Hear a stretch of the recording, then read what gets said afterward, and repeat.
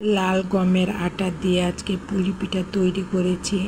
আজকে মাত্র 2-3টি উপকরণ দিয়ে আমি পুর তৈরি করে এই পুলি পিঠা তৈরি করেছি।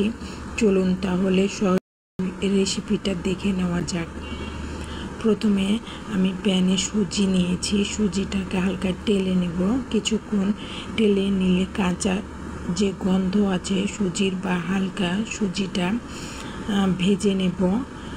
কিছুক্ষণ ভেজে নেওয়ার পর এই সুজিটা আমি এখন নামিয়ে রাখবো।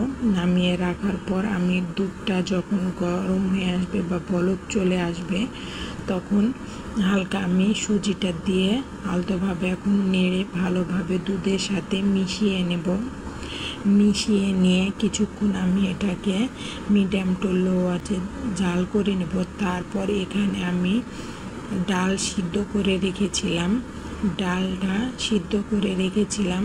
তারপরে এখন আমি সুজি এবং দুধের মাঝে ডালটাকে দিয়ে এখন অনবরত এটা মিশিয়ে নিতে হবে, ভালোভাবে মিশিয়ে নিতে হবে। এটা নাড়া বন্ধ করা যাবে না, নাতে প্যানে লেগে যাওয়ার সম্ভাবনা থাকবে। সেজন্য অনবরত নাড়াচাড়া করে এখানে আমি স্বাদ মতো লবণ দিলাম। লবণ দেওয়ার পর আমি পরিমাণ মতো চিনি দিলাম।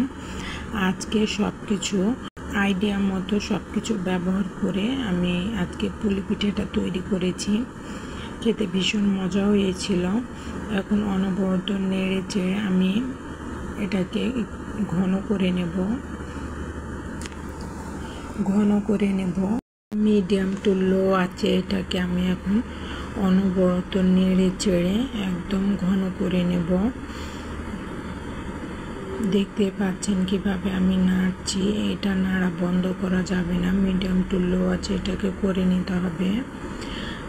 তারপর আমি এখানে এই তো কিছুক্ষণ জাল করে আমি ঘন করে নিয়েছি। ঘন করে নিয়ে আমি এখানে এখন চুলাটা বন্ধ করে দিব। ঠান্ডা হয়ে আসলে মানে এগুলো যখন ঠান্ডা হয়ে যাবে তখন আরও একটু টাইট হয়ে যাবে। বাট পানিটা যখন বলক চলে আসবে তখন আমি লাল গমের আটা দিয়ে দিব।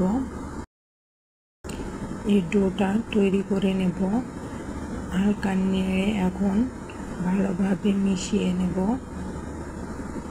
আটা খুমির, আমরা বলি আটা খুমির করে নেব। ভালোভাবে আটাটা খুমির করে নিয়ে আমরা এখন চুলাটা বন্ধ করে এখন আমি মিশিয়ে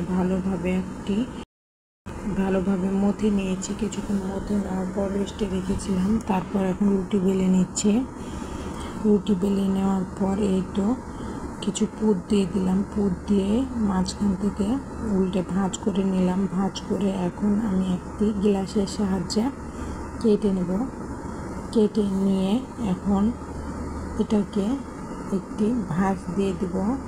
এই তো দেখতেই পাচ্ছেন ভিডিওতে কীভাবে আমি হচ্ছে ডিজাইন করছি। এটা আমার আম্মু ডিজাইন করতেছে।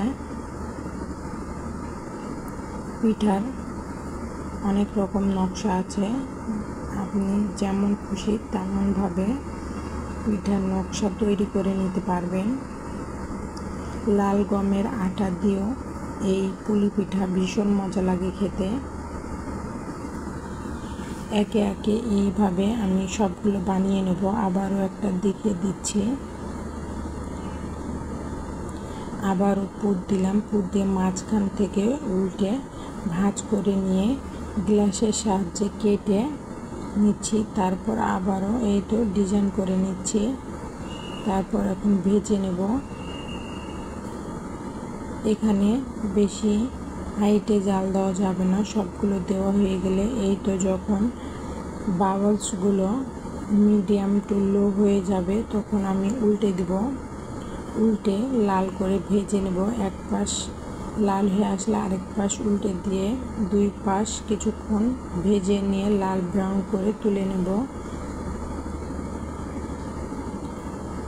সবগুলোই তুলে নেওয়া হয়ে গেলে এখন আমি পরিবেশন করে দেখাবো আপনাদের। এই তো আমি এখন পরিবেশন করে দিলাম। মাশাআল্লাহ অনেক সুন্দর হয়েছিল এবং মজা হয়েছিল খেতে। এভাবে আপনারা একবার বাসায় ট্রাই করে দেখবেন। লাল গমের আটা দিয়ে ভীষণ মজা লাগে। আজকের ভিডিওটা এই পর্যন্ত। আল্লাহ হাফেজ।